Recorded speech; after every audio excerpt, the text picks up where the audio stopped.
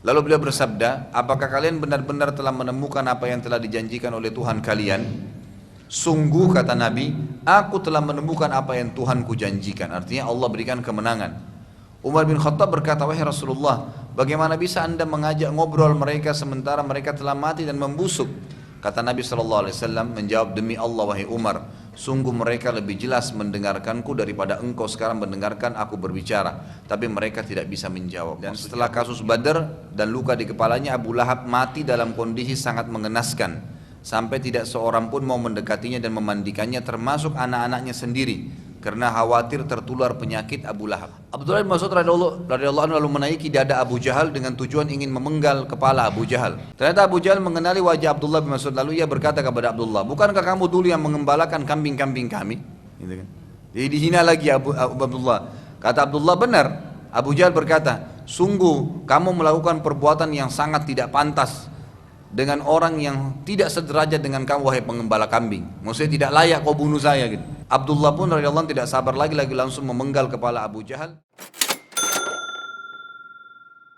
Di ayat ke-12, ingatlah ketika Tuhan kalian mewahyukan kepada para malaikat, sesungguhnya aku kata Allah kepada para malaikat akan bersama kalian. Di sini berarti juga penjelasan bahwasanya Allah berbicara, ya Allah berbicara. Ya, sebagaimana Allah juga jelaskan tentang Nabi Musa alaihissalam dalam ayat lain, a'udzubillahi minasyaitonirrajim, wa kallamallahu Musa taklima, dan Allah benar-benar mengajak bicara Musa, dan ini pemastian bahwasanya Allah itu berbicara. Allah berkata kepada para malaikat, sesungguhnya aku bersama kalian, maka teguhkanlah pendirian orang-orang yang beriman. Artinya jalankan tugas kalian untuk menolong orang-orang yang beriman. Aku akan masukkan ketakutan ke dalam hati orang-orang kafir.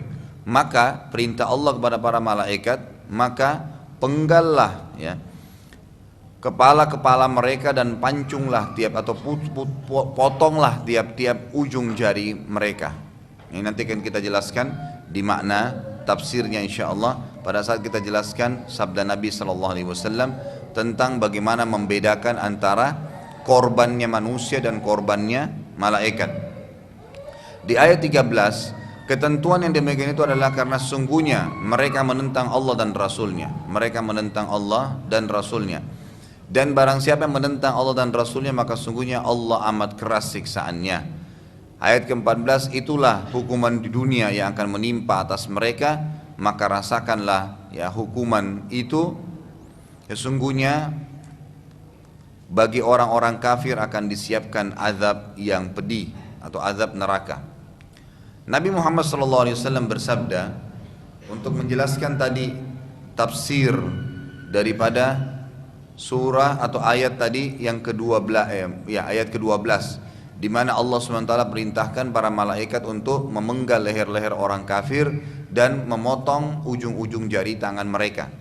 Kata Nabi SAW di dalam hadis yang sahih kepada para sahabat, apakah kalian ingin melihat perbedaan korban kalian dengan korban para malaikat di perang Badar? Ini setelah selesai peperangan ya. Lihatlah leher dan tangan mereka yang terlihat tanda terbakar api, berarti korbannya malaikat. Karena malaikat berperang dengan pedang yang pedang itu terlapiskan dengan api neraka.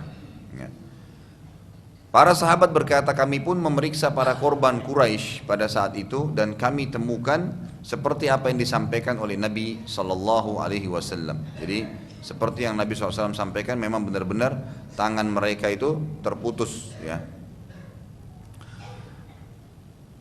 Salah satu dari sahabat berkata, saat aku akan memenggal kepala salah seorang kafir Quraisy, jadi sudah duel, kemudian pedangnya orang kafir itu jatuh, baru dia mau penggal lehernya orang kafir ini, dia bilang tiba-tiba saja kepalanya terputus sendiri. Dan aku menyadari kalau bukan aku yang membunuhnya. Setelah selesai peperangan dan Nabi SAW sampaikan tadi bahwasanya beda antara korban kalian dengan korban malaikat yang lehernya ada ya bekas terbakar api, maka sahabat ini pun memperhatikan ternyata memang korban yang tadi dia ingin bunuh itu memang ditebas atau dibunuh oleh malaikat. Seorang sahabat lain berkata kepada Nabi SAW, wahai Rasulnya Allah, aku sempat mendengar ya, di kancah peperangan, di medan peperangan, ada suara yang berkata, majulah wahai Haizub, majulah wahai Haizub. Nabi SAW bersabda, itu suara salah seorang malaikat yang memanggil sahabatnya. Jadi ini betul-betul ada penyampaian wahyu kepada kita bahwasanya malaikat terlibat dalam peperangan Badar. Para malaikat ikut perang Badar dan belum pernah ikut peperangan secara langsung sebelum atau sesudah perang Badar. Di sini maksudnya secara langsung bersama Nabi SAW. Gitu. Saat di Hunain sempat hadir tapi tidak ikut dalam kancah peperangan sebagaimana disebutkan dalam beberapa riwayat, nanti kita jelaskan di perang Hunain itu. Khabbab bin Alham radhiyallahu anhu ada seorang sahabat yang bernama dari Al-A'rabi atau orang padang pasir ya, orang Badui, bercerita tentang dirinya yang saat itu belum muslim dan menyaksikan peperangan dari kejauhan. Yang pada saat itu dia yakin sekali melihat jumlah orang kafir dan orang musyrik, maka dia mengatakan pastilah ya, orang musyrik Mekah akan menang pada saat melihat jumlahnya. Dia bilang, aku dikejutkan dengan hanya beberapa saat saja, tiba-tiba Quraisy sudah kocar-kacir, lalu aku berkata, demi Allah sungguh aku belum pernah melihat keajaiban seperti hari ini, jumlah dan kekuatan yang besar berlarian seperti wanita. Khabbab bin Alham radhiyallahu anhu masuk Islam setelah perang Khandaq atau perang Ahzab. Saat akan masuk Islam, ia memasuki kota Madinah dan berusaha mengumpulkan informasi tentang muslimin. Saat Nabi SAW melihatnya, lalu Nabi SAW bersabda kepadanya, wahai Khabbab, bukankah kamu yang telah menyaksikan perang Badar dan berkata saat melihat Quraisy kalah, aku dikejutkan dengan hanya beberapa saat saja, tiba-tiba Quraisy sudah kocar-kacir. Aku berkata, demi Allah, sungguh aku belum pernah melihat keajaiban seperti hari ini, jumlah dan kekuatan besar berlarian seperti wanita. Lalu ini ceritanya Khabbab bin Alham tadi ini orang yang baru mau masuk Islam ya, baru mau masuk Islam. Dan pada saat dia mau masuk Islam setelah perang Ahzab, nanti kita jelasin di perang Ahzab itu, perang Khandaq, Khabbab ini sempat menemui Nabi SAW. Baru ketemu belum ngobrol, Nabi sempat ucapkan kalimat yang dia ucapkan, yang pada saat itu Khabbab sedang berada di atas sebuah pohon kurma ya, dekat dengan kancah peperangan. Dia sempat menyaksikan peperangan itu, dia lihat dari pohon tersebut karena cukup tinggi, dan dia lihat pasukan Quraisy yang banyak jumlahnya, pasukan muslimin yang sedikit karena 1000 banding 313 orang, 314 dengan Nabi SAW. Maka dia bilang, pastilah pasukan ini yang benar, menang, jelas pakai kuda, senjatanya lebih rapi dan segalanya. Dia bilang baru beberapa saat saja saya menyaksikan peperangan, tiba-tiba sudah kocar-kacir lari semua orang Quraisy. Dan dia mengucapkan kalimat tadi itu, demi Allah sungguh aku belum pernah melihat keajaiban seperti hari ini. Maksudnya dia heran zaman dulu tuh kalau peperangan, karena senjatanya ya pedang, manual sekali gitu kan. Maka lama peperangan itu, lama, satu orang bunuh satu orang yang lain itu butuh waktu. Ya, apalagi kalau membunuh sekian ratus atau ribu orang, itu nggak mudah. Nggak ada senjata pemusnah kayak sekarang bisa dengan bom mati sekian banyak orang dalam hitungan detik, itu nggak ada. Maka tidak ada peperangan selesai cepat pada saat itu. Minimal peperangan itu bisa terjadi sampai 3 hari, 2 hari baru selesai peperangan itu. Itu pun kalau memang mereka memangkas peperangan itu ya. Kalau tidak bisa seminggu peperangan itu terjadi, bisa sebulan, sebagaimana nanti akan dalam atau kita belajar dalam peperangan Nabi SAW setelahnya. Pada saat bertemu dengan Nabi, Nabi mengatakan, wahai Khabbab, bukankah kamu pada saat perang Badar terjadi berkecamuk dan kamu lihat pasukan Quraisy dan melihat pasukan muslimin, kamu sempat berkata di atas pohon kurma yang kamu ada, aku dikejutkan dengan beberapa saat saja tiba-tiba Quraisy sudah kocar-kacir. Dia ucapkan dalam dirinya sendiri, tidak ada orang lain yang tahu. Lalu aku berkata, kata Khabbab di dirinya pada saat itu, demi Allah sungguh aku belum pernah melihat keajaiban seperti hari ini, jumlah dan kekuatan lebih besar berlari seperti wanita. Khabbab kaget ya, karena antara perang Badar sama perang Khandaq ini bisa 5-6 tahun jaraknya. Dan pada saat itu dia sendirian mengucapkan di atas pohon, dan tidak pernah dia ceritakan ke orang kalimat yang sama itu. Maka dia kaget atau Nabi SAW ucapkan seperti kalimat dia, langsung dia bilang, ya, asyhadu an la ilaha illallah wa annaka rasulullah. Saya bersaksi ya tidak ada Tuhan yang berhak disembah kecuali Allah dan engkau benar-benar utusannya. Demi Allah, kata Khabbab, aku belum pernah menceritakannya pada siapapun semenjak kejadian tersebut sampai hari ini. dan anda bisa mengetahui apa yang telah aku ceritakan pada diriku beberapa tahun yang lalu, maka pasti anda adalah utusan Allah. Gak mungkin itu dikarang-karang. Kemudian salah satu yang tertawan dari kaum musyrikin Mekah adalah paman Nabi SAW yang bernama Abbas ibn Abdul Muttalib radhiyallahu anhu, nanti akan masuk Islam tentunya. Dan yang menawannya ini adalah Abdullah ibn Mas'ud. Perlu kita tahu, Abbas ini orangnya tinggi besar. Abbas radhiyallahu anhu orangnya tinggi besar. Jadi betul-betul postur tubuh yang besar sekali. Ya, bukan yang standar ya. Sebagaimana sebagian ahli sejarah mengatakan antara Umar bin Khattab dengan Abbas ini ada kesamaan. Tapi Abbas tidak disebutkan tentang cirinya, cuma Umar bin Khattab kan disebutkan cirinya dalam beberapa buku sejarah. Bahwasanya Umar bin Khattab kalau duduk di atas kuda, kakinya sampai ke tanah. Gitu kan. Jadi kalau kita sekarang ini setinggi-tingginya kita anggaplah 2 meter tingginya. Kalau kita duduk di atas kuda, kaki kita paling tinggi sampai di perutnya kan? Ya, ada nggak di sini yang kakinya bisa sampai ke tanah? Paling tinggi 2 meter pun tinggi seseorang. Ya, penunggang-penunggang kuda kita sekarang di dunia ini yang tinggi-tinggi kekar itu 2 meter tingginya, 190, 2 meter. Itu paling tinggi kakinya sampai di perut kuda. Ini bayangin kalau di atas kuda kakinya sampai di tanah itu. Seperti apa tingginya gitu kan. Nah di sini sebagian ahli sejarah mengatakan Abbas ini sisi poster tubuh. Jadi Abbas, Khalid bin Walid dan Umar bin Khattab ini 3 orang yang terkenal dengan poster tubuh yang besar sekali. Jadi bukan besar biasa ya, memang di atas normal gitu, orangnya besar sekali. Maka yang terjadi pada saat perang Badar yang menawan Abbas ini Abdullah bin Mas'ud. Abdullah bin Mas'ud ini sahabat Nabi yang terkenal kurus sekali, kecil sekali orangnya, gitu kan? Sampai-sampai pernah disebutkan waktu Nabi SAW hijrah ke Madinah, pernah kita jelaskan ini. Kemudian di awal-awal hijrah itu sempat Abdullah bin Mas'ud naik di sebuah pohon kurma, terus tertiup angin. Bajunya itu tersingkap, betisnya kelihatan, kecil betisnya, gitu kan, kurus sekali, saking kecilnya betisnya, jadi bukan kecil yang biasa ya, memang kecil sekali, kering gitu, kurus sekali, sampai-sampai para sahabat tertawa, menertawakan betisnya. Maka Nabi SAW mengatakan, apakah kalian tertawa dengan betisnya Ibnu Mas'ud? Demi zat yang aku di tangannya, maksudnya demi Allah, betisnya Ibnu Mas'ud ini di timbangan hari kiamat lebih berat daripada Uhud. Lebih berat daripada gunung. Jadi betisnya aja sudah berat sekali.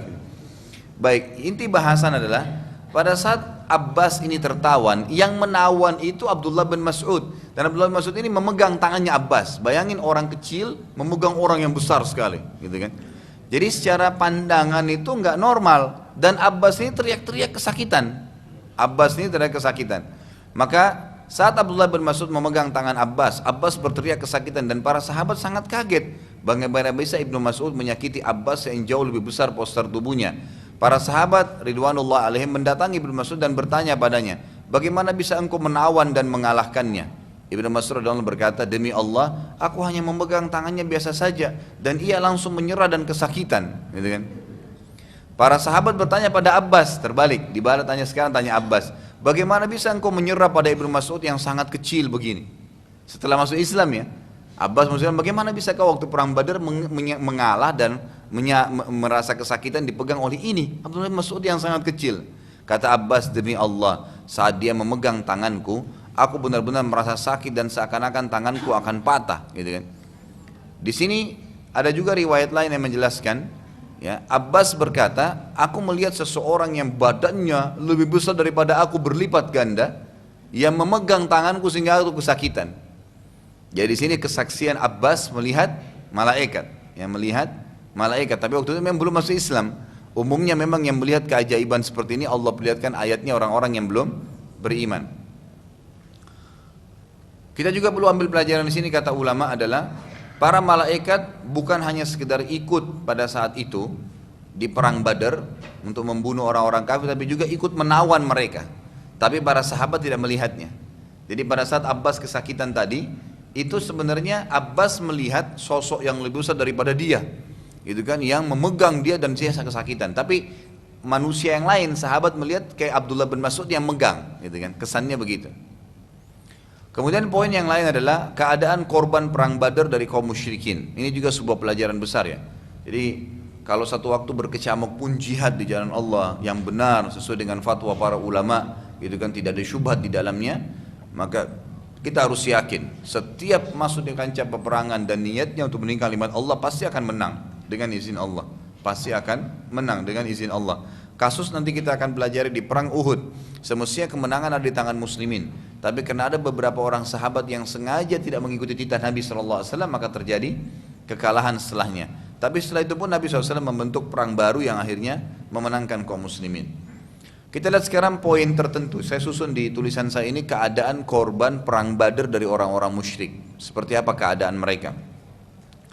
Nabi SAW memerintahkan sahabat agar mengumpulkan jenazah para orang-orang kafir Quraisy dan dimasukkan ke dalam sebuah sumur yang kering.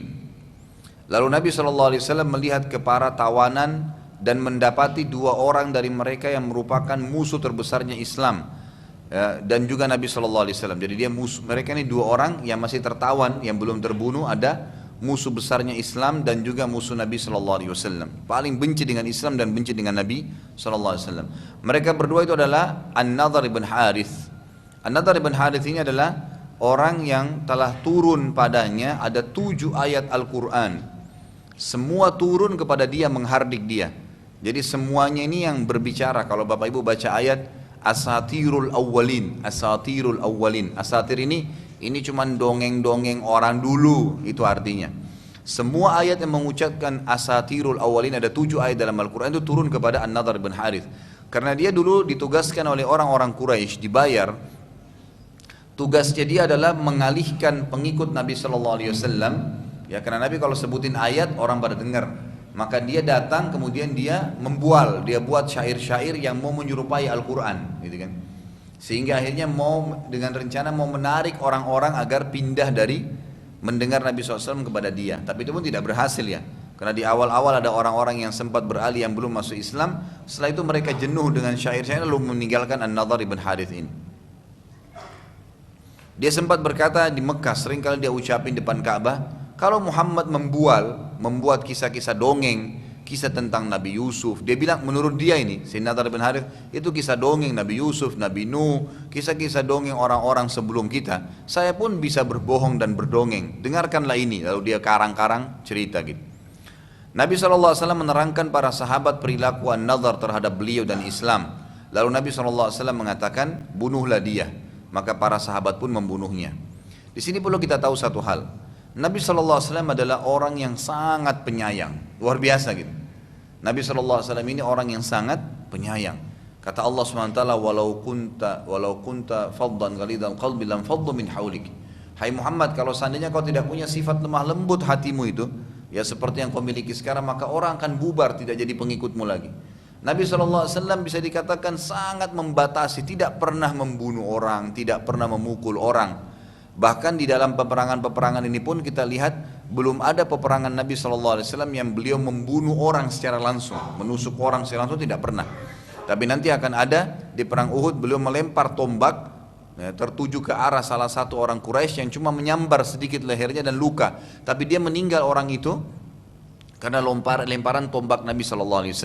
Dan kata Nabi SAW ya dalam hadis yang sahih riwayat Bukhari, sungguh murkahnya Allah memuncak pada orang yang dibunuh oleh nabinya, maksudnya oleh Nabi Allah SWT. Makanya Nabi SAW tidak pernah bunuh orang. Tetapi perlu kita tahu, ini ada batasan yang Allah SWT berikan. Beda dengan kalau kasuistik, ada orang yang memang harus dibunuh, nggak bisa enggak, gitu kan? Harus dibunuh, nggak bisa enggak. Seperti kasus hadirnya orang-orang kafir di kancah peperangan, dan di antara mereka memang ada yang kalau tidak dibunuh pasti dia membunuh orang Islam, gitu kan? Atau kalau dilepaskan dari tawanan, maka dia akan membangun kekuatan baru yang akan memerangi Allah dan Rasulnya, atau agama Allah dan juga Rasul Muhammad SAW. Maka di sini Nabi SAW suruh bunuh dengan wahyu dari langit. Memang orang ini sesuai dengan perintah Allah harus dibunuh. Jadi di sini bukan berarti Nabi suruh bunuh berarti Nabi SAW itu kejam, bukan itu. Karena beliau sangat lemah lembut orangnya, sangat baik. Beliau bahkan waktu dicekik dengan orang Yahudi, pernah saya jelasin riwayatnya, karena nagih utang, beliau masih tetap tenang, beliau tidak marah, tidak emosi gitu kan. Sampai-sampai akhirnya banyak orang masuk Islam karena akhlak beliau SAW. Tapi di kancah peperangan berbeda. Di di kancah peperangan berbeda. Kalau memang sudah ditahu orang ini akan memerangi Islam, gitu kan, maka memang harus dibunuh. Tapi bunuh pun dengan cara yang benar. Artinya setelah dibunuh mati selesai, gitu kan. Tidak ada mutilasi dalam Islam, nggak dipotong tangannya, nggak dipotong kupingnya dan seterusnya. Jadi kita sedang berbicara masalah peperangan, maka pasti akan ada prosesi seperti ini. Lalu Nabi SAW melihat ke arah pemimpin orang kafir yang kedua, yaitu Uqbah bin Abi Mu'aid. Lalu Nabi SAW bersabda, apakah kalian tahu apa yang telah dilakukan olehnya? Orang ini buat apa? Ialah yang telah menumpahkan di atas tubuh dan kepalaku kotoran unta pada saat sedang sujud di depan Ka'bah. Jadi satu hari Nabi SAW lagi sujud, ini Uqbah ini datang kemudian membawa kotoran unta banyak sekali di sebuah tempat dan bau luar biasa. Lalu Nabi SAW lagi sujud nih. Bayangkan kalau orang lagi duduk mungkin masih lebih ringan. Sujud menghadap kepada Allah Azza wa Jal, itu disiramin kotoran unta tadi. Dan Nabi SAW tidak membantah, tidak melawan, tetap sujud. Selesaikan sholatnya lalu pergi. Nabi SAW tidak bantah. Tapi Nabi SAW memang sempat mengancam bahwasanya akan datang hukuman sesuai dengan perbuatan. Ia juga pernah suatu hari saat aku sedang sujud depan Ka'bah meletakkan telapak kakinya di atas leherku sampai aku merasa akan mati. Jadi di awal-awal Islam sempat Uqbah datang dengan kesombongannya karena dia tahu Nabi SAW tidak punya kekuatan pada saat itu dan dia akan ditolong oleh orang-orang Quraisy kalau berkelahi dengan Nabi misalnya. Maka Nabi lagi sujud nih, diinjakkan kakinya ke telapak leher Nabi SAW yang mulia ya. Dan akhirnya sampai Nabi mengatakan seakan-akan saya mau mati karena orang lagi sujud diinjak dari belakang, ya kan, diinjak dengan keras lehernya.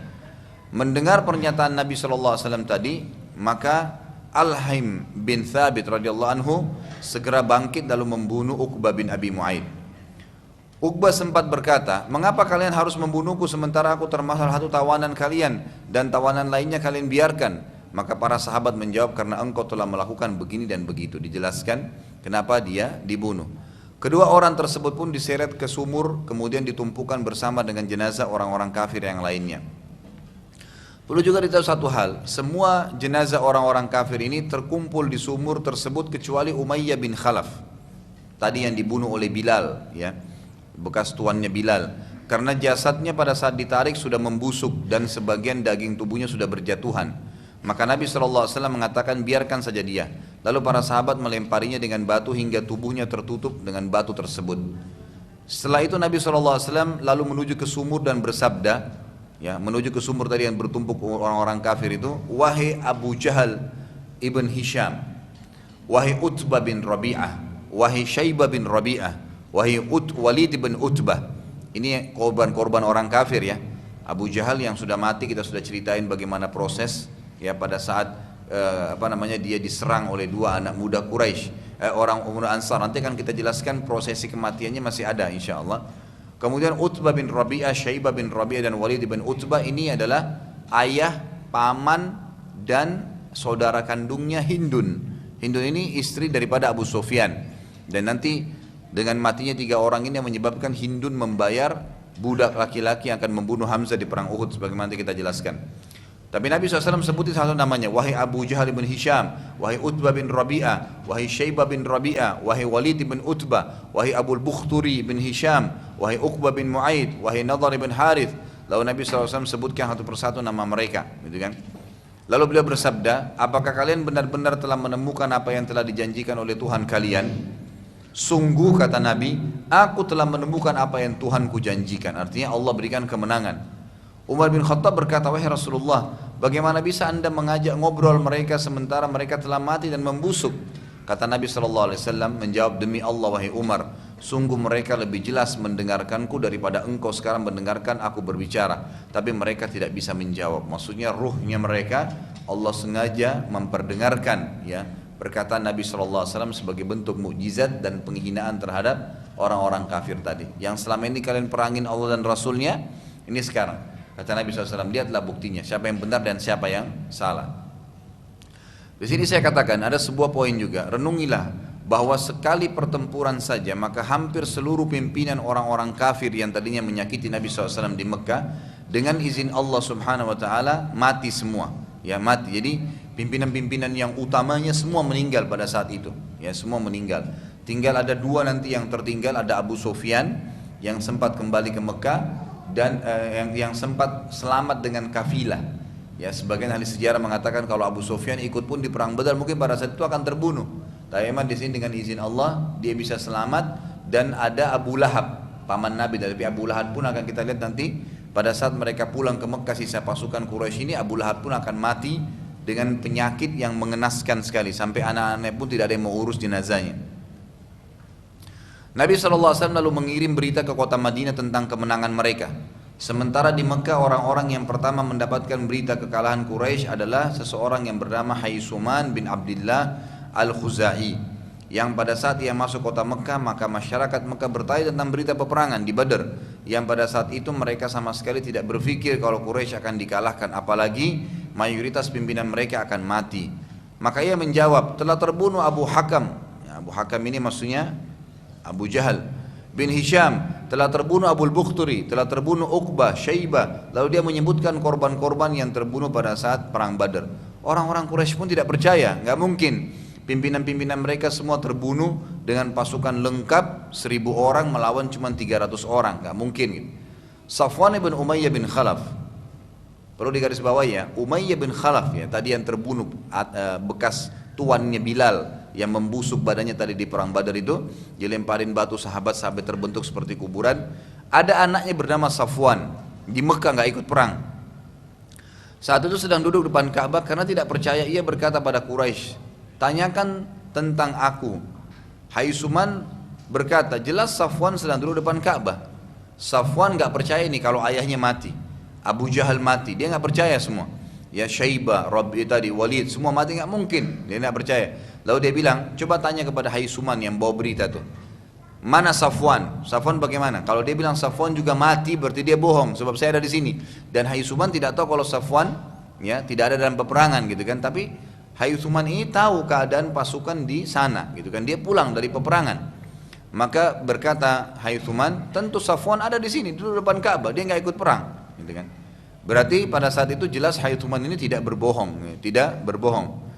Pada saat itu masyarakat Mekah masih bingung, mereka berada dalam dua kondisi, ada yang percaya, ada yang tidak gitu kan. Setelah sisa pasukan yang terkalahkan dari Mekah balik dalam kondisi banyak di antara mereka yang terluka dan semuanya sepakat menyampaikan kekalahan, barulah seluruh masyarakat Mekah percaya bahwasanya kekalahan telah menimpa mereka. Kita masuk ke poin yang lain, substansial yang lain adalah kasus Abu Sufyan dan Abu Lahab. Setelah perang Badar, maka yang tertua di Mekah tertinggal Abu Sufyan dan Abu Lahab. Sisa penduduk Mekah masih muda, semuanya juniornya mereka lah ya. Ini sudah senior. Levelnya Abu Lahab sama Abu Sufyan ini kayak Abu Jahal, Rabi'ah tadi, Umayyah, semua sudah mati, nggak ada lagi gitu kan. Saat itu Abu Sufyan mengambil alih kepemimpinan Mekah dan berkata dengan suara keras pada masyarakat Mekah, jangan ada yang bersedih dan menangis serta berduka, juga jangan ada yang menebus tawanan sampai atau sehingga kaum muslimin merasa senang dan tamak terhadap kita. Abu Lahab waktu itu sedang duduk ya di sekitar Ka'bah, tepatnya di majelis atau di rumah Abbas bin Abdul Muttalib yang pada saat itu sedang menjadi tawanan kaum muslimin bersama istrinya Abbas yang bernama Ummu Fadl, dengan harapan Ummu Fadl memiliki informasi lebih akurat karena dia dari suku Abdul Muttalib. Di sekitar majelis tersebut terdapat seseorang yang sedang menjelaskan kejadian perang Badar pada mereka berdua dengan gamblang. Abu Lahab sempat bertanya, lalu siapa dari muslimin yang paling menyusahkan kalian di kancah peperangan? Orang itu berkata, seseorang yang meletakkan bulu merpati pada dadanya. Saat kami bertanya, siapakah dia? Orang-orang itu pun berkata, ia adalah Hamzah bin Abdul Muttalib. Jadi ceritanya lagi orang-orang yang pulang dari peperangan yang kalah nih pada ceritain, yang ini cerita sama keluarganya, cerita sama temannya, cerita sama ini. Termasuk diceritain adalah Abu Lahab tadi, ya di majelis di depan Ka'bah.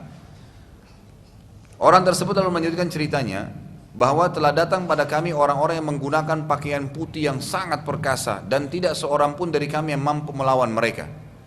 Saat itu terdapat seorang bekas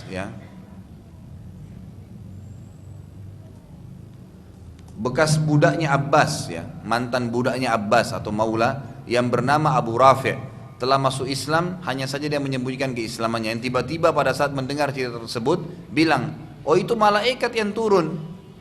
Jadi pada saat lagi berkecamuk cerita ini, tiba-tiba ada mantan bekas budaknya Abbas yang sudah masuk Islam sebelumnya tapi menyembunyikan Islamnya. Lalu dia mengatakan waktu diceritain tadi ada orang-orang baju putih datang di perang itu dan tidak ada seorang pun yang bisa mengalahkan kami. Dia bilang itu malaikat yang turun. Abu Lahab tiba-tiba marah dan berkata, kamu pun mendukung mereka, dan Abu Lahab memukulinya dengan sangat keras. Jadi dipukul budak tadi itu dengan sangat keras. Ummu Fadl istrinya ya Abbas ya, yang juga tuannya laki-laki yang budak ini yang sudah dibebasin, itu berusaha melepaskan Abu Rafi dari pukulan Abu Lahab, karena Abu Lahab terus saja memukulinya sampai banyak keluar darah. Ummu Fadl lalu mengambil sepotong kayu dan memukuli kepala Abu Lahab dan akhirnya membuat kepalanya terluka. Jadi ini kisah tentang Abu Lahab nih. Bagaimana Abu Lahab pada saat itu marah dengan seorang budak Abbas yang seakan-akan mendukung kaum muslimin. Memang betul dia sudah Islam. Dan dia bilang itu malaikat yang turun pada saat diceritakan ada orang yang pakai baju putih dan sangat perkasa tidak terkalahkan. Waktu dia pukul-pukul budak ini sampai berdarah-darah, Ummu Fadl istrinya Abbas ya, tentu nanti semua ini masuk Islam. Ini waktu itu mau membela budaknya ini, ya mantan budaknya ini, dan dia tidak bisa karena perempuan, hanya diambil kayu dipukul kepalanya Abu Lahab sampai akhirnya terluka. Karena luka pada kepala Abu Lahab itu akhirnya dia jatuh sakit. Jadi dipukul sama Ummu Fadl, akhirnya luka, berdarah, dan dia jatuh sakit gara-gara pukulan tersebut. Ia bertambah parah karena beban pikiran yang sangat berat atas kekalahan orang-orang Quraisy di Badar. Pada akhirnya ia ditimpa penyakit yang membuat semua orang menjauh darinya, karena di tubuhnya keluar penyakit kulit yang mengeluarkan bau yang busuk gitu kan, dan luka di kepalanya tadi membusuk, tidak ada orang yang mau mendekati dia. Ada dua riwayat yang menjelaskan. Yang pertama adalah 2 hari setelah kejadian tersebut gitu kan. Ada riwayat lain mengatakan sepekan setelah pemukulan kepala Abu Lahab itu. Dan setelah kasus Badar dan luka di kepalanya, Abu Lahab mati dalam kondisi sangat mengenaskan, sampai tidak seorang pun mau mendekatinya dan memandikannya, termasuk anak-anaknya sendiri, karena khawatir tertular penyakit Abu Lahab. Sebagian Quraisy lalu mengingatkan anak-anak Abu Lahab agar tidak meninggalkan jasad ayah mereka karena jasadnya sudah membengkak. Namun anak-anak Abu Jahal yang menjawab, anak-anak Abu Lahab menjawab, ada kekeliruan tulisan. Anak-anak Abu Lahab lalu menjawab, kami khawatir terjangkit penyakit ayah kami, yang akhirnya mereka menyiramkan air dari jarak jauh dan melemparkan bebatuan ke jasad ayah mereka di dalam rumahnya hingga akhirnya tertutup, dan begitulah proses matinya Abu Lahab. Jadi mati dalam kondisi yang sangat mengenaskan sampai anaknya pun tidak ada yang mau mengurus jenazahnya. Jadi itu kisah tentang Abu Sufyan yang mengambil alih kekuatan di Mekah dan kisah matinya Abu Lahab. Berarti kesimpulannya adalah tinggal satu orang yang hidup pada saat itu yang bisa memimpin Mekah, itulah Abu Sufyan. Tentu nanti di akhirnya di pembebasan kota Mekah dia akan masuk Islam. Kita masuk ke kisah lain, kisah Suhail bin Amr. Suhail bin Amr adalah salah satu tawanan Badr ya, dari orang-orang Quraisy. Saat di zaman jahiliyah, ia seorang khatib yang sangat mahir, artinya penceramah ya, yang memiliki orasi yang luar biasa gitu. Dan sering kali memerangi Islam juga Nabi Muhammad SAW dengan khutbah-khutbahnya. Umar bin Khattab sempat melihat Suhail bin Amr ya berada dalam tawanan. Ia pun senang dan berkata pada Nabi SAW, wahai Rasulullah, di dalam tawanan ada Suhail bin Amr. Nabi SAW mengatakan, iya, aku sudah mendapatkan beritanya. Umar bin Khattab berkata, izinkan aku membunuhnya wahai Rasulullah. Rasulullah SAW bersabda, biarkan saja dia hidup. Umar bin Khattab, kalau begitu izinkan aku menjatuhkan semua giginya ya, agar mulai hari ini dia tidak berkhutbah lagi memerangi anda. Nabi SAW bersabda pada Umar bin Khattab, biarkan ia wahai Umar, mungkin saja ia akan menjadi petunjuk kebaikan pada saat orang-orang membutuhkannya. Di sini Umar bin Khattab belum menangkap nih sinyal Nabi itu apa gitu kan. Ternyata ada wahyu yang menyampaikan. Jadi orang ini masuk Islam setelah itu. Yang masuk Islam setelah itu, ternyata di sini ya, ahli sejarah saya coba kumpulin datanya nih adalah apa yang telah Nabi SAW sampaikan pada Umar bin Khattab benar terjadi pada saat di Mekah itu terjadi pemurtadan besar-besaran ya. Jadi bukan cuma di Mekah tapi sekitar kota-kota di Jazirah Arab itu banyak orang yang murtad meninggalkan agama Islam pada saat Nabi SAW meninggal dunia gitu kan. Pada saat Nabi meninggal dunia, dan pada saat itu Suhail bin Amr sudah masuk Islam dan dia berhasil menenangkan terutama seluruh penduduk Mekah agar tidak meninggalkan agama Islam dengan pidato-pidatonya. Jadi ternyata dengan dia pidato, akhirnya bisa orang-orang bertahan dengan Islam. Kalau Umar bin Khattab jatuhkan giginya pada saat itu, gitu kan, dia nggak bakal bisa pidato lagi gitu. Tapi di sini juga pelajaran ya, bagaimana Umar bin Khattab itu radhiyallahu anhu sangat luar biasa dengan Islam ya, sangat tegas dengan masalah Islam, dan inilah penyebab utama kenapa syaitan pun lari kalau mau melihat Umar, gitu kan. Jadi pernah Nabi SAW lagi duduk dengan istri-istri Nabi, kemudian istri Nabi bagi pada ngobrol, suaranya keras gitu kan, di depan Nabi. Waktu Umar bin Khattab masuk, diam semua, nggak ada yang ngomong. Lalu kata Nabi SAW sambil tersenyum, "Selamat datang wahai Umar." Lalu kata Umar, "Ya Rasulullah, kenapa anda tersenyum?" Kata Nabi SAW, "Saya heran dengan perempuan-perempuan ini," maksudnya istrinya beliau kan. Gitu. "Tadi waktu kamu belum datang Umar, suaranya tinggi, mengalahkan suara saya. Ya, waktu kamu datang semuanya diam." Umar menghadap ke Ummahatil Mukminin, ini istri-istri Nabi. Salah satu kan anak beliau Hafsah kan. Kata Umar, "Wahai musuh-musuh Allah."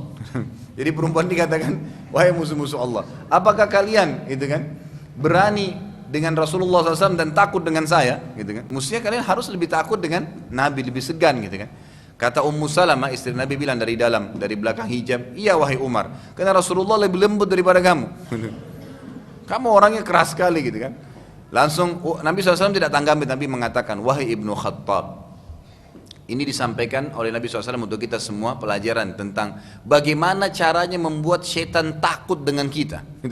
Di balik kasus, banyak manusia takut dengan syaitan. Ini di balik kasus, bagaimana syaitan buat takut dengan kita. Dan Nabi SAW beritahukan juga kepada Ummahatil Mukminin, istri-istri beliau pada saat itu, radhiyallahu anhum ajmain. Kata Nabi SAW, "Wahai Ibnu Khattab, demi zat yang aku, ya jiwaku dalam genggamannya, kalau syaitan lihat kau lewat di sebuah lembah, kemudian dia lihat, dia akan cari lembah lain karena takut bertemu dengan kamu." Apa alasannya? Karena ketegasannya. Halal halal, haram haram, nggak ada toleransi. Udah selesai. Dilarang dilarang, bunuh bunuh, gitu kan? Dia tidak main-main untuk menegakkan agama Allah Subhanahu Wa Taala. Dan Umar bin Khattab inilah yang mengeluarkan fatwa, dan ini perlu sekali untuk diterapkan, apalagi di zaman kita sekarang. Beliau mengeluarkan fatwa, dan ini dipegangi oleh majlis ya, mahkamah juga pengadilan di Saudi sekarang. Itu semua penyihir dipenggal lehernya. Nggak ada taubat bagi penyihir. Bagi Umar bin Khattab, kalau sudah menyihir, tangkap dipenggal, selesai. Karena ternyata mereka memang sudah banyak merusak orang, gitu kan. Jadi tidak ada toleransi. Bahkan 1 tahun sebelum beliau meninggal, beliau mengirim surat kepada Abadah, salah seorang ulama tabi'in yang jadi gubernur beliau di Irak, bahwasanya bunuh semua penyihir laki-laki dan perempuan. Tidak boleh ada toleransi untuk mereka, gitu kan. Kalau kita sekarang kan malah subur, masya Allah. Ya, penyihirnya pada iklan-iklanin semua. Iklan di koran, iklan di sini. Kalau zaman Umar bin Khattab sudah hilang semua itu. Jadi memang tidak boleh karena mereka perusak, gitu kan? Merusak antara suami istri. Kalau Bapak Ibu tahu bagaimana besarnya perilaku para penyihir dan dalam merusak rumah tangga, merusak kerjaan-kerjaan usaha orang, gitu kan? Membuat orang tersiksa dengan penyakit. Ada banyak orang kena sakit itu dari pengaruh sihir, bukan dari pengaruh bukan penyakit medis, gitu kan? Berapa banyak orang yang kena dari bahaya-bahaya mereka, gitu kan? Hanya untuk menerima duit, mungkin dibayar berapa ratus ribu, berapa juta dari orang yang minta agar kena sakit hati, karena dendam, karena hasud, lalu kemudian dia rusak. Maka ini termasuk perilaku Umar radhiyallahu anhu, fatwa Umar yang luar biasa gitu. Beliau tegas sehingga memang tidak ada sama sekali lagi kerusakan yang terjadi. Nanti akan lebih jauh kita pelajari tentang pribadi beliau radhiyallahu anhu pada saat di zaman khilafahnya beliau. Kita masuk sekarang poin lain, berita kemenangan di Madinah. Nabi SAW lalu mengirim Abdullah bin Rawaha radhiyallahu anhu. Abdullah bin Rawaha salah seorang sahabat yang mulia ya. Nanti beliau mati syahid di perang Mu'tah. Membawa berita kemenangan ke kota Madinah dan bersama dengan sahabat-sahabat yang lain. Jadi sebelum pasukan pulang ke Madinah, disampaikan dulu berita gembira. Dan di sini ulama mengatakan ini termasuk ya perilaku sunnah nabawiyah yang harus dijaga oleh kaum muslimin. Kalau ada berita gembira, misal ada kelahiran, ada berita gembira apa, itu disampaikan terlebih dahulu, diutus orang untuk menyampaikan berita gembira, barulah kemudian orang yang sedang mengalami kesenangan itu, kegembiraan ini datang, gitu kan. Seperti itu sunnahnya. Nabi SAW mengutus Abdullah bin Rawah dan beberapa sahabat Nabi yang lain sebelum pasukan pulang, itu menyampaikan berita gembira tentang menangnya kaum muslimin. Saat masuk di kota Madinah, keduanya lalu menggunakan cara yang aneh. Tiba-tiba keduanya berteriak-teriak telah terbunuh Abu Jahal fasik. Ya, ini cara mereka menyampaikan ke Madinah. Telah terbunuh Utbah bin Rabi'ah, telah terbunuh Syaibah bin Rabi'ah, telah terbunuh Uqbah bin Abi Mu'aid. Lalu mereka menyebut-nyebut semua pemuka-pemuka Quraisy yang terbunuh. Masyarakat Madinah heran dengan info tersebut, karena mereka tahunya Nabi SAW bersama para sahabat keluar untuk mengejar kafilahnya Abu Sufyan. Kok bisa ada cerita sekarang Abu Jahal yang mati, si fulan yang mati? Karena kita sudah ingat ya, kalau masih ingat, Nabi SAW waktu keluar dengan 313 pasukan beliau, itu tujuannya bukan untuk perang, tujuannya untuk menahan kafilah Abu Sufyan, gitu kan? Yang pada saat itu adalah kafilah yang terbesar orang Quraisy untuk mengembalikan haknya sahabat muhajirin yang dirampas oleh orang-orang Mekah, gitu kan? Tapi berita tentang Abu Sufyan nyurat ke Mekah, keluar Abu Jahal dengan pasukan 1000 orang dari Mekah, ini orang Madinah nggak tahu ini, nggak tahu berita apa-apa sama sekali. Sekarang bingung, kenapa kok bisa tiba-tiba ada berita Abu Jahal terbunuh, si fulan terbunuh, pemimpin orang Quraisy, gitu kan? Masyarakat coba bertanya, tapi kedua sahabat ini pembawa berita tadi tidak menjawab, sampai seluruh masyarakat Madinah berkumpul di belakang mereka, dan anak-anak kecil pun mengikuti dan melantunkan apa yang diucapkan pembawa berita. Telah terbunuh Abu Jahal al-Fasik, telah terbunuh si fulan fasik, terus begitu. Fasik artinya orang yang berbuat kemaksiatan kepada Allah ya. Jadi terus saja diulangin sama anak-anak kecil ikutin, sampai hanya satu kota Madinah mendengarkan masalah itu. Orang-orang munafik dan juga orang-orang kafir yang ada di Madinah, termasuk orang-orang Yahudi, tidak mempercayai kejadian tersebut. Lalu mereka berkata, demi Allah, kedua orang tersebut telah bohong. Lalu mereka menyebarkan berita bahwa justru menyebarkan berita tersebut. Tapi sebenarnya yang terjadi adalah orang Islam lah yang telah dikalahkan dan Muhammad telah terbunuh. Dengan bukti tidak kembali ke Madinah tuh, cuman 2 orang ini saja yang datang dengan menunggangi unta. Dan berita kemenangan tersebut hanya untuk menenangkan masyarakat muslim Madinah. Salah satu orang munafik yang terus menyebarkan berita sampai bertemu dengan salah seorang sahabat yang baik ya, yang jujur sahabat ini, yang mengancamnya, kalau kau tidak berhenti untuk mengucapkan tadi perkataan bahwa saya Muhammad telah terbunuh, muslim dikalahkan di perang Badar, dan 2 orang ini hanya menyampaikan berita bohong saja, maka aku akan membunuhmu, gitu kan? Barulah orang munafik itu berhenti untuk mengucapkan, untuk menyebarkan berita tadi. Ini juga pelajaran yang kita bisa ambil Bapak Ibu sekalian, bahwasanya berita gembira pada saat disampaikan itu disunnahkan. Bahkan setelah perang Badar ini nanti akan kita lihat ada hadis-hadis Nabi SAW atau ada hadis yang menyebutkan, hadis riwayat Bukhari Muslim, Nabi SAW kalau menerima berita gembira langsung melakukan sujud syukur, dimanapun ya beliau berada, dan sujud syukur ini tidak mengharuskan ada wudhu, hanya sujud saja menghadap kiblat di tempat yang suci sebagai tanda syukur kepada Allah Subhanahu wa taala. Dan ini juga termasuk berita yang positif ya, yang baik dalam Islam, termasuk ibadah untuk sujud syukur kepada Allah. Pasukan muslimin, poin yang lain, masuk ke kota Madinah. Nabi SAW lalu memasuki kota Madinah bersama para sahabat. Saat tiba, Nabi SAW lalu bermusyawarah dengan sahabat apa yang harus dilakukan kepada para tawanan nih ya. Umar bin Khattab lalu berkata, wahai Rasulullah, jadi ini waktu tawanan Badar orang Quraisy itu jumlahnya kurang lebih 60 orang dari tawanan Badar. Waktu itu Nabi SAW masuk kota Madinah, sudah tersebar berita bahwasanya memang ternyata benar Nabi SAW yang menang dan para sahabat gitu kan. Lalu 60 tawanan ini Nabi musyawarah nih, diapain nih kira-kira mereka? Yang paling pertama Nabi tanya ya, waktu Nabi lemparin, kita apain nih? Yang paling pertama menjawab Nabi adalah Umar bin Khattab. Kita apain ini 60 orang? Apa kata Umar? Wahai Rasulullah, berilah setiap dari tawanan ini, yang 60 orang ini, kerabatnya dari orang muslim. Lalu suruh si muslim itu membunuh kerabatnya tadi. Jadi 60 tawanan Badar ini bunuh semua ya Rasulullah, nggak boleh tidak dibunuh. Nabi SAW terkejut ya, dan sempat mengatakan pada Umar, wahai Umar, kenapa kau berpendapat begitu?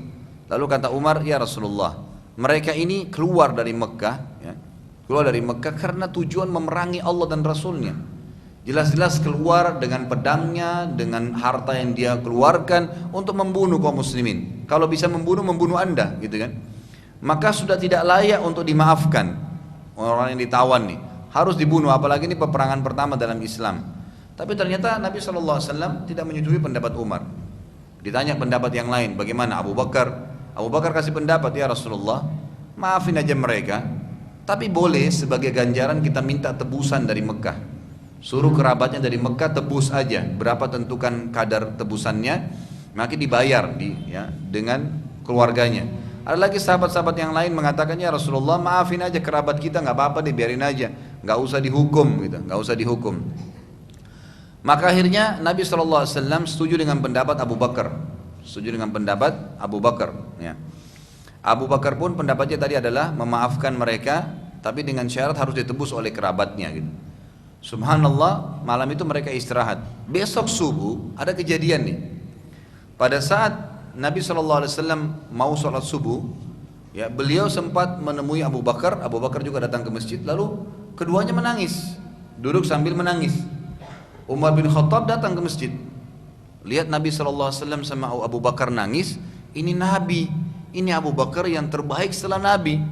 Ada apa nangis? Kata Umar bin Khattab dalam hadis Bukhari, apa yang membuat kalian berdua menangis? Sampaikan kepada saya supaya saya juga bisa ikut menangis. Jadi dia yakin nggak mungkin Nabi dan Abu Bakar nangis kecuali kasus besar nih. Coba sampaikan kepada saya apa yang membuat kalian nangis supaya saya ikut menangis, bukan supaya tahu apa sebabnya, mau ikut nangisnya, gitu kan? Akhirnya Nabi SAW sambil menangis berkata, wahai Umar, telah turun firman-Nya Allah yang mendukung pendapatmu. Kalau seandainya bukan karena takdirnya Allah, kami semua akan binasa kecuali kamu. Umar pun akhirnya menangis radhiyallahu anhu. Turunlah firman Allah Subhanahu wa taala di dalam surah Al-Anfal urutan 8 ayat 67 sampai 68. Allah Subhanahu wa taala berfirman, "Ma kana li nabiyyin an yakuna lahu asra hatta yuthkhina fil ard. Turiduna arda dunya wallahu yuridul akhirah wallahu azizun hakim. Laula kitabun minallahi sabaqa lamassakum fima akhadtum azabun azim." Tidak patut bagi seorang nabi, kata Allah, ini turun 2 ayat ya, pada subuh itu, sebelum subuh itu turun ayat tadi. Tidak patut bagi seorang nabi mempunyai tawanan sebelum ia dapat melumpuhkan musuhnya di muka bumi. Artinya tawanan itu akan didapatkan setelah memang menang, ya, setelah menang. Apakah kalian menghendaki harta benda duniawi sedangkan Allah menghendaki pahala akhirat untuk kalian, dan Allah maha perkasa lagi maha bijaksana. Artinya peperangan ini pun terjadi, Allah berikan kemenangan karena kalian berharap ya agama Allah ditinggikan. Kalau tujuannya untuk mengejar harta rampasan perang, maka tidak akan dapat kemenangan nih. Lalu Allah mengatakan, inilah saksi bahasan, kalau sekiranya bukan karena ketetapan yang telah terdahulu dari Allah, takdir sudah dicatatkan, niscaya kalian akan ditimpa siksaan yang besar karena tebusan yang kalian ambil. Kata ulama tafsir yang ditegur dalam ayat ini adalah tebusan yang diminta dari orang-orang Quraisy itu. Karena kan tadi pendapat maafin, ambil tebusan. Allah Subhanahu wa taala malah menegur itu. Mestinya nggak perlu. Kalau memang orang keluar tujuannya memerangi Islam, sudah masuk dalam peperangan dan karena kalah tertawan, berarti sudah jelas tujuannya dia keluar untuk memerangi kaum muslimin. Muslim memang tidak boleh dimaafkan gitu. Namun akhirnya Allah Subhanahu wa taala memaafkan keputusan yang tadi diambil oleh Nabi sallallahu alaihi wasallam sesuai dengan keinginan Allah Subhanahu wa taala. Orang-orang Quraisy lalu berbondong-bondong datang untuk menebus tawanan mereka, kecuali Abu Sufyan, karena ia sebelumnya telah melarang masyarakat Mekah untuk membayar ya, tebusan. Tetapi akhirnya orang-orang tidak sabar lagi karena yang berada dalam tawanan ada yang punya anaknya, ada kerabatnya, ada saudaranya, dan mereka meninggalkan pendapat Abu Sufyan. Abu Sufyan karena gengsi menarik lagi pernyataannya, maka ia berkata, demi Allah aku tidak akan kehilangan anak dan hartaku untuk menebusnya. Salah satu anak Abu Sufyan kebetulan tertawan di Badr, dan kita tutup dengan poin ini. Abu Sufyan lalu menunggu hingga ada salah seorang muslim yang datang dari Madinah untuk umroh yang ia tawan ya. Tentu saja ini umroh pertama nih setelah perang Badr selesai. Ada satu orang Islam yang keluar dari Madinah menuju ke Mekah, ingin ke satu tempat, tapi lewat Mekah dia umroh dulu. Lalu Abu Sufyan menangkap orang itu. Muslim tadi ditangkap. Masyarakat Mekah sempat mengingatkan Abu Sufyan, bila engkau tidak melepaskan muslim yang sedang umroh yang engkau tawan, maka pasti tidak ada lagi orang yang akan haji dan umroh ke Mekah. karena orang-orang menganggap masyarakat Mekah kejam, gitu kan. Jadi tidak ada hubungannya antara Islamnya dia dengan ke Mekahnya, karena orang kafir pun ada yang ke Mekah. Abu Sufyan menjawab, aku tidak peduli sampai mereka melepaskan anakku. Maka dengan kejadian ini pun waktu sampai kepada Nabi Shallallahu Alaihi Wasallam, Nabi Shallallahu Alaihi Wasallam mengatakan, lepaskanlah anaknya Abu Sufyan, lepaskanlah anaknya Abu Sufyan. Allah. Jam berapa ini? 9:10. Baik, saya lanjutkan dulu dengan kisah Abu As.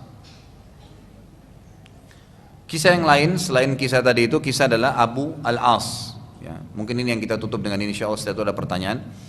Di antara yang tertawan di Badar dari kaum musyrikin adalah Abu Al-As. Siapa Abu Al-As ini? Dia adalah suami daripada anak Nabi Sallallahu Alaihi Wasallam. Jadi anak mantunya Nabi. Salah satu anak Nabi perempuan. Ya. Siapa saja anaknya Nabi yang perempuan? Ibu-ibu. Hah? Siapa istrinya anaknya Nabi yang perempuan? Ada berapa? 17. Berapa anaknya Nabi yang perempuan, ibu-ibu? 3. Enggak, ibu-ibu yang saya tanya. Bapak-bapak jangan ubah jenis kelamin. Mohon maaf, saya bercanda. Baik, ibu-ibu ada yang tahu nggak anaknya Nabi berapa perempuan? 4. Masa dari sekian banyak ini yang jawab cuma 3 orang? Siapa namanya coba? Coba kalau saya tanya artis Indonesia siapa, pasti terjawab. Kalau saya minta 50 nama pasti bisa. Anak Nabi 4 orang. Yang jadi istrinya Utsman bin Affan 2. Siapa itu? Ummu Kalsum dengan Ruqayyah. Kemudian ada satu lagi, ini yang anak pertama, anak kedua ya. Anak ketiga bernama Zainab. Nah Zainab ini yang jadi saksi bahasan kita. Kemudian ada Fatimah. Fatimah sudah ditahu menikah dengan Ali. Nah Zainab ini menikah dengan Abul As. Abul As ini pada saat Nabi SAW ya dinobatkan menjadi Nabi dan istrinya mengimani risalah ayahnya Nabi Muhammad SAW, Abul As nggak mau. Akhirnya Nabi SAW pisahkan dengan Zainab. Dan di sini juga diambil sebuah hukum, kalau perempuan muslimah tidak boleh, haram ya berumah tangga dengan laki-laki kafir, nggak boleh. Termasuk kalau dasarnya dua-duanya kafir, kemudian perempuannya lebih dulu masuk Islam, laki-lakinya masih kafir, nggak boleh lagi serumah, terceraikan secara langsung, gitu kan? Langsung terjadi tolak pada saat itu, kecuali si laki-laki juga mengucapkan syahadat, gitu kan? Walaupun waktunya agak lama, maka tidak butuh akad nikah baru. Boleh kembali dengan istrinya kalau selama istrinya tadi itu belum menikah sama laki-laki lain. Karena kalau dia tetap kafir, istrinya masuk Islam, kemudian istrinya menikah sama laki-laki muslim, itu berarti sudah tidak halal lagi bagi dia. Tapi kalau selama istrinya tadi belum menikah dan dia akhirnya masuk Islam setahun kemudian misalnya, boleh kembali tanpa pernikahan. Sebagaimana diambil dari kisah Zainab dan Abul As, gitu kan? Jadi pada saat Nabi SAW masih di Mekah, diceraikan oleh Nabi SAW, dipisahin, nggak boleh. Sampai perang Badr terjadi. Jadi setelah berapa tahun kemudian gitu kan, Abu As ikut berperang. Bayangkan dia anak mantu Nabi tapi dia perangi Islam gitu kan. Tertawan di perang Badr. Nah waktu tertawan di perang Badr, Abul As ini masih dalam keadaan kufur gitu kan. Dan dia pada saat itu melihat waktu di tawanan tuh. Jadi kerabat-kerabatnya orang-orang Mekah banyak yang menebus. Dia nggak ada yang tebus nih. Nggak ada yang tebus dia. Kemudian dia lihat kok banyak sekali ya orang Islam yang malah pada saat tawanan itu sementara nunggu ditebus itu yang memberikan makanan, yang mengobati luka-luka. Jadi orang-orang pun yang tadinya ada yang tertawan dari 60 orang ini, gitu kan? Itu diobatin oleh kaum muslimin, diberikan makanan, akhlak yang baik sekali dikasih kepada mereka. Abu Al-As ini pada saat itu terharu melihat kejadian tersebut gitu kan. Yang luar biasa lagi, Zainab radhiyallahu anha waktu tahu ini suaminya yang masih dalam keadaan kafir tertawan, maka Zainab pun akhirnya melindungi suaminya, ya. Maksudnya melindungi di sini memberikan suaka politik ya, kalau kita sekarang. Jadi dalam Islam itu satu orang pun yang memberikan perlindungan politik itu sudah cukup. Walaupun kata Nabi SAW, suaka politik, perlindungan politik itu berlaku di tengah-tengah lingkungan Islam, walaupun yang melindunginya adalah orang yang terendah derajatnya di antara kalian. Maksudnya orang yang paling sederhana keadaan ekonominya, fisiknya juga sederhana. Tapi kalau dia mengatakan saya lindungin nih orang, maka tidak boleh ada muslim yang mengganggunya, gitu kan? Seperti itu. Maka Zainab radhiyallahu anha pada saat itu ada dua riwayat. Riwayat yang pertama, Zainab waktu dengar Nabi SAW atau As ini masuk dalam tawanan, gitu kan, maka dia pun mengirim kalung yang pernah dimiliki oleh Khadijah radhiyallahu anha. Dan ini Khadijah hadiahkan waktu pernikahannya Zainab dengan Abul As. Nabi SAW tahu itu. Dikirimlah kepada Nabi SAW oleh Zainab. Dan di situ Zainab menitipkan pesan kepada orang yang membawanya, wahai Rasulullah, ini tebusan untuk suami saya, Abul As, gitu kan? Jadi mantan suami saya Abul As. Nabi SAW waktu lihat kalung tersebut mengingat Khadijah dan menangis radhiyallahu alaihi wasallam. Jadi Nabi SAW waktu itu sempat lihat kalung itu dan menangis mengingat Khadijah radhiyallahu anha karena terharunya melihat kalung itu, ya, mengingat kembali. Riwayat yang lain menjelaskan bahwasanya Abul As ini mengirim surat kepada Zainab mengatakan, wahai Zainab, saya termasuk dalam tawanan dan saya minta kepadamu untuk melindungiku, gitu kan. Maka Zainab pun akhirnya menyampaikan perlindungannya setelah sholat, ya, subuh di masjid. Dia mengangkat suara mengatakan, aku adalah anaknya Nabi kalian Muhammad SAW dan aku melindungi Abul As, dan aku melindungi Abul As. Kata Nabi SAW kepada para sahabat dalam hadis Bukhari, apakah ada yang tahu tentang kasus ini? Ada nggak yang tahu, benar nggak Abu As itu ada dalam peperangan, atau misalnya benar nggak ini Zainab memberikan perlindungan seperti ini, yang seperti saya dengarkan sekarang, karena waktu itu subuh dan agak gelap masjid, gitu kan.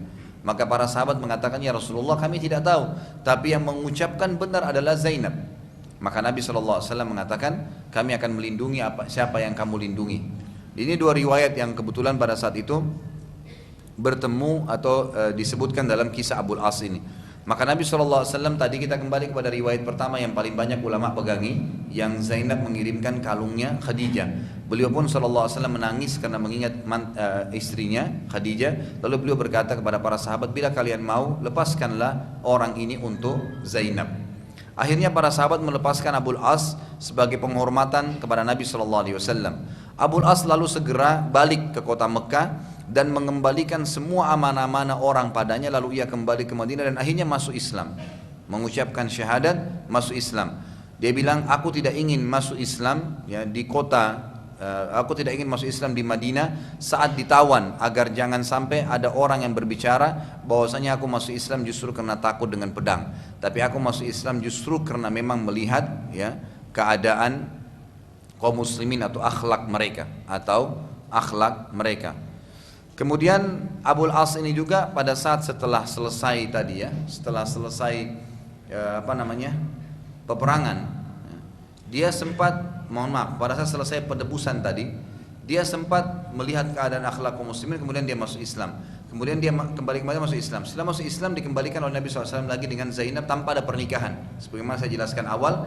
Kemudian pada saat itulah Zainab radhiyallahu anha hamil, ya, dan memiliki anak yang akhirnya disebut sebagai salah satu cucu Nabi SAW yang disayang oleh Nabi selain Hasan dan Husain adalah Umamah perempuan, ya kan? Dan ada kisah sendiri tentunya di mana Umamah ini meninggal masih kecil. Yang Zainab dalam hadis Bukhari mengirim surat kepada Nabi SAW waktu Umamah ini sakit keras dan berkata, ya Rasulullah, datanglah lihat anakku. Tapi Nabi itu lagi sibuk menyampaikan wahyu. Nabi mengatakan, suruhlah dia sabar dan insya Allah nanti Allah akan pilihkan yang terbaik. Setelah itu meninggal Umamah, kata Nabi Zainab kirim lagi surat kepada Nabi SAW, ya Rasulullah, aku bersumpah atas nama Allah agar anda datang melihat cucu anda yang sudah meninggal dunia. Maka Nabi SAW pun datang. Pada saat menggendong Umamah, beliau meneteskan air mata. Kemudian para sahabat mengatakan, ya Rasulullah, apakah anda menangis? Kata Nabi SAW, iya, inilah rahmat yang Allah berikan ke dalam hati orang-orang yang beriman. Inilah kurang lebih kisah dari masalah Abu As tadi. Kita lihat sekarang kedudukan syuhada Badr di mata Allah Subhanahu wa taala. Jibril alaihissalam mendatangi Nabi SAW dan bertanya, bagaimana kalian menilai syuhada Badr? Jibril alaihissalam menanya kepada Nabi SAW, bagaimana kalian menilai syuhada Badr? Nabi SAW bersabda, ya, mereka yang terbaik di antara kami. Jibril berkata, begitu pula yang terbaik dari kalangan malaikat yang telah hadir di Badr. Jadi Badr ini punya nilai sendiri ya. Ini semua disebabkan karena Allah Azza wa Jalla telah menamakan perang Badr dengan hari pemisah antara kebenaran dan kebatilan. Allah ceritakan dalam surah Al-Anfal urutan 8 ayat 41 yang bunyinya, A'udzu billahi minasyaitonir rajim. Wa'lamu annama ghanimtum min syai'in fa anna lillahi khumusahu walirrasuli walidil qurba wal yatama wal masakin wa ibnis sabili in kuntum amantum billah wa ma anzalna ala abdina yawmal furqani yawmal taqal jam'an wallahu ala kulli syai'in qadir. Ketahuilah sesungguhnya apa saja yang dapat kalian peroleh sebagai harta rampasan perang, sesungguhnya seperlimahnya untuk Allah, Rasul, kerabat Rasul, anak-anak yatim, orang-orang miskin, dan ibnu sabil atau orang yang terputus jalan. Jadi kalau bapak-bapak ikut perang kemudian menang, insya Allah apa yang didapatkan di dalam peperangan tersebut namanya ghanimah, harta rampasan perang. Itu dibagi 5 porsinya, dibagi 5 gitu kan. Yang satu untuk Allah dan Rasulnya, artinya diambil kemudian diserahkan di jalan Allah. Biasanya ini pemerintah atau pemimpin yang akan mengambil keputusan. Kemudian diberikan juga untuk kerabat Rasul, anak-anak yatim, orang-orang miskin atau dan ibnu sabil. Ini ada berarti 4 ya. Yang kelimanya dibagi kepada mujahidin. Yang kelima dibagi kepada, jadi 5 porsi. Misalnya didapatkan harta dari ghanimah harta rampasan perang 5 miliar misalnya, maka berarti semiliar gitu. 1 miliar ini dibagi untuk mujahidin yang ada, 1 miliar untuk dibagi kepada kerabat Nabi, 1 miliar untuk anak miskin dan yatim, kemudian ibnu sabil, gitu kan, kemudian untuk Allah dan Rasulnya. Artinya di sini juga nanti tergantung keputusannya pemimpin, diapakan nih untuk Allah dan Rasul 1 miliarnya, mungkin dibagikan kembali ditambah kepada fakir miskin, bangun masjid atau apa saja gitu. Itu kurang lebih pembagian daripada harta rampasan perang. Lalu dikatakan lanjutan ayatnya adalah, jika kalian benar-benar beriman pada Allah dan Rasulnya, maka lakukanlah itu, bagikanlah harta rampasan perang tadi.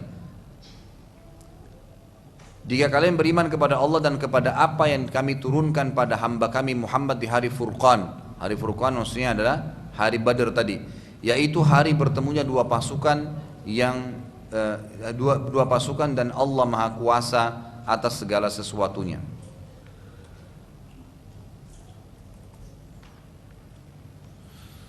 Terakhir kita tutup dengan kisah matinya Abu Jahal.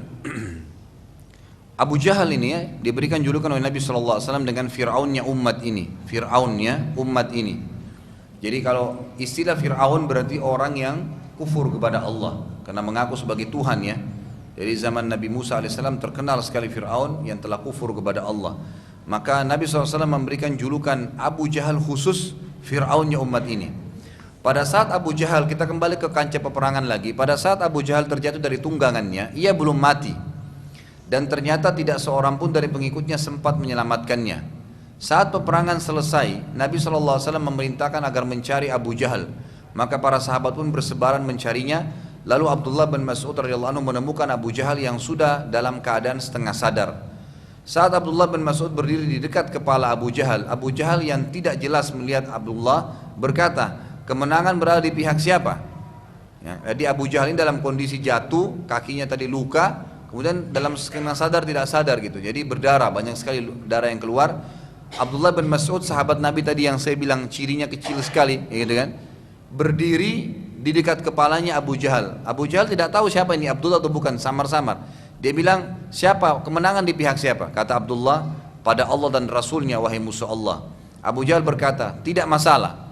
Apa ada kemuliaan dari seseorang yang dibunuh oleh kaumnya sendiri dan bukan musuh selain kaumnya? Maksudnya di sini pernyataan sombong ya. Orang-orang Arab itu merasa kalau dia sampai dibunuh oleh kaumnya sendiri, dia berperang gitu kan, itu berarti sebuah kemuliaan karena dia mempertahankan sesuatu. Abdullah bin Mas'ud radhiyallahu anhu lalu menaiki dada Abu Jahal dengan tujuan ingin memenggal kepala Abu Jahal. Ternyata Abu Jahal mengenali wajah Abdullah bin Mas'ud. Lalu ia berkata kepada Abdullah, bayangkan ya, Abu Jahal dalam kondisi sudah mau mati. Udah mau mati, udah nggak sadar, nggak punya kekuatan, karena dia lihat Abdullah ditahu dulu orang miskin di Mekah, gitu kan. Waktu Abdullah bin Mas'ud naik di atas dadanya Abu Jahal, karena dia kecil orangnya, dia ingin tebas lehernya Abu Jahal nih. Ternyata Abu Jahal mengenali wajah Abdullah bin Mas'ud, lalu ia berkata kepada Abdullah, bukankah kamu dulu yang mengembalakan kambing-kambing kami? Gitu kan. Jadi dihina lagi Abdullah. Kata Abdullah, benar.